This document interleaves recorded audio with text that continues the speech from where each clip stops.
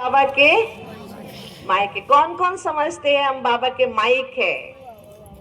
हम बाबा के माइक है। हम जो बोलते हैं बाबा की बोली बोलते हैं। हम जो सुनाते हैं बाबा का ज्ञान सुनाते, अपना कुछ नहीं है। इसलिए कभी भी देह का अभिमान हमें आना नहीं चाहिए। तो देह अभिमान को कम करने के लिए जितना जितना हम योगी बनते जाएंगे, आत्म भाव का अभ्यास करते जाएंगे, मैं आत्मा शांत स्वरूप हूं, आत्मा के सातों गुणों का जितना अभ्यास करते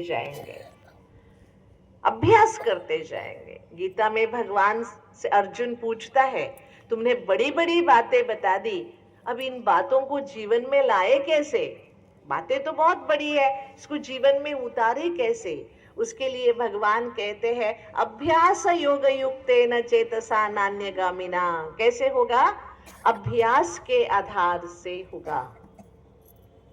अभ्यास, प्रैक्टिस मेक्स मैन परफेक्ट।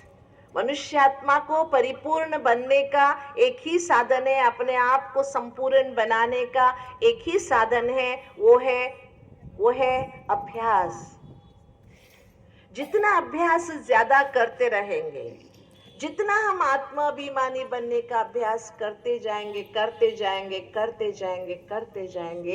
उतना हम बाबा के नजदीक पहुंचेंगे और अंदर से शक्तिशाली बनते जाएंगे। इसलिए जरूरी है हम आत्म अभिमानी बनने का अभ्यास लगातार करते रहे।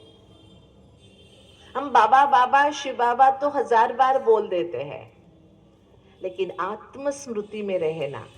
सामने वाले व्यक्ति को देख के, अच्छा इससे मिले थे क्या? वो मोटे वाले से, वो काले वाले से, चश्मे वाले से, ऐसे प्रश्न करते हैं हम। मतलब सामने वाले को देह के कारण, देह के निशानियों से हम पहचानते हैं। हम सामने वाले को एक आत्मा के रूप में बहुत कम पहचानते हैं। इसलिए अभ्यास क्या करना है? अभी हमें अशरीरी बनने के लिए आत्म भाव का अभ्यास, आत्म स्वरूप का अभ्यास। आत्मज्ञान तो है हमारे अंदर, ज्ञान को स्वरूप में लाने का अभ्यास करना है। क्या करना है? ज्ञान को स्वरूप में लाने का अभ्यास करना है, जिस योग को स्वरूप योग कहते हैं। बाबा ने हमें स्वरूप योग सिखाया। कौन सा योग? हाँ, आत्मा स्वरूप बनना है, आनंद स्वरूप बनना है, ज्ञान स्वरूप बनना है। बाबा ने जो बातें बताई उसका हम खुद स्वरूप बने, उसके लिए हमें प्रैक्टिस करनी है। क्या करनी है? प्रैक्टिस करनी है। बाबा ने कहा है अंतिम समय में आप चलते फिरते म्यूजियम बन जाएंगे। क्या बनेंगे?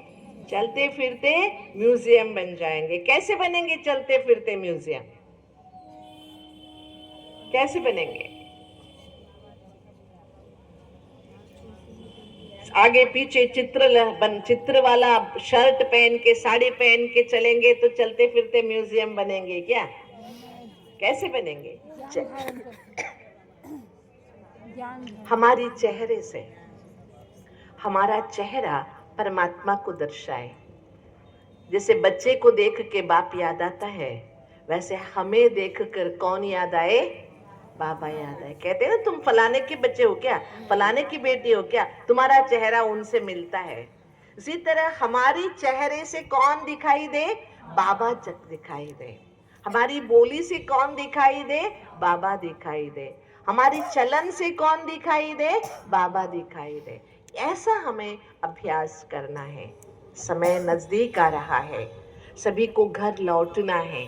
सभी को घर जाने के लिए टिकट तो सभी के पास है कि नहीं है? बताइए, सभी के पास है?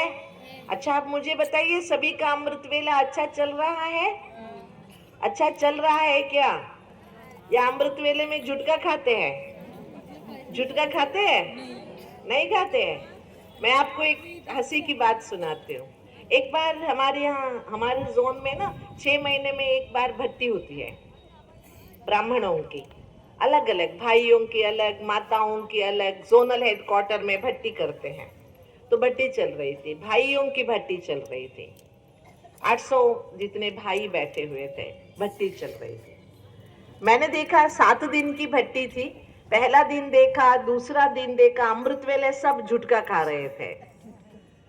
इसलिए तीसरे दिन मैंने उन सभी को क्लास कराया, अमृत वेले को शक्तिशाली कैसे बनाएं। विषय क्या था? अमृत वेले को शक्तिशाली कैसे बनाएं। केवल अमृत वेले उठ के बैठना काफी नहीं है, अमृत वेला हमारा शक्तिशाली हो। हम कहाँ भी बैठे, ऐसे नहीं कि हम सेंटर में बैठे, घर में बैठे, कमरे में बैठे, कहाँ भी बैठे, लेकिन हमारा योग बाबा के साथ इतना पावरफुल हो, बाबा हमें सारी शक्तियां दे दे, ऐसी हमारी स्थिति होनी चाहिए। उस पर मैंने 1 घंटा क्लास कराया। उसके बाद एक भाई उठ के आया, बोला दीदी मैं कितना कोशिश करता हूं, मैं अमृत वेले उठ नहीं सकता हूं। 6:30 बजे से पहले मेरे आंख खुलते ही नहीं है। कितना भी कोशिश करूं मैं जल्दी उठ नहीं सकता हूं। मैंने कहा एक काम करो, जल्दी सोया करो, रात को जल्दी सोएंगे तो सवेरे जल्दी उठेंगे। बोला दीदी मैंने प्रयास करके देखा, कोशिश करके देखा, उठ नहीं सकता हूँ, जल्दी सोऊं तो भी 6:30 बजे ही उठता हूँ। मैंने कहा रात को जल्दी खाना खाया करो, देरी से खाना खाओगे तो सवेरे उठना मुश्किल हो जाएगा। और रात को खट्टी चीजें मत खाया करो, कड़ी मत खाओ, दही मत खाओ, रात को सवेरे आसानी से उठ जाओगे। बोला नहीं दीदी सब करके देख लिया, सवेरे उठ नहीं सकता हूं मैं, मेरी प्रॉब्लम है। जब हमने खुद ही ठान लिया हम उठ नहीं सकते तो दूसरा क्या कर सकता है। तो लेकिन वो भाई ने क्या बोला, दीदी मैंने एक प्लान बनाया हुआ है, अमृत वेले के लिए मैंने एक प्लान बनाया। मैंने कहा क्या प्लान बनाया? उसने क्या बोला पता है?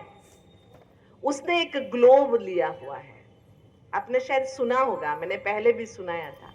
उसने एक ग्लोब खरीदा हुआ, ग्लोब जानते हो, विश्व का ग्लोब, वो लिया हुआ है। और जहां योग करता है ना वहां वो रखा है उसने। और क्या करता है पता है? अमृत वेले तो उठ नहीं सकता, 6:30 बजे के बाद उठता है, तब देखता है घड़ी में कितनी हुई है और देखता है कौन से देश में अब अमृत वेला है। समझ में आया?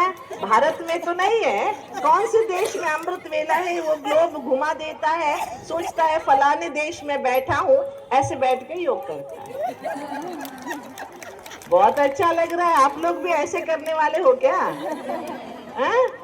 नहीं नहीं, ऐसे बहानाबाजी वाले नहीं करना। कभी साल में एक बार कभी बीमारी के कारण देरी से उठ गए तो बात अलग है, लेकिन रोज रोज देरी से उठना और ऐसी बहाना करना ये ठीक नहीं है। समझ में आया?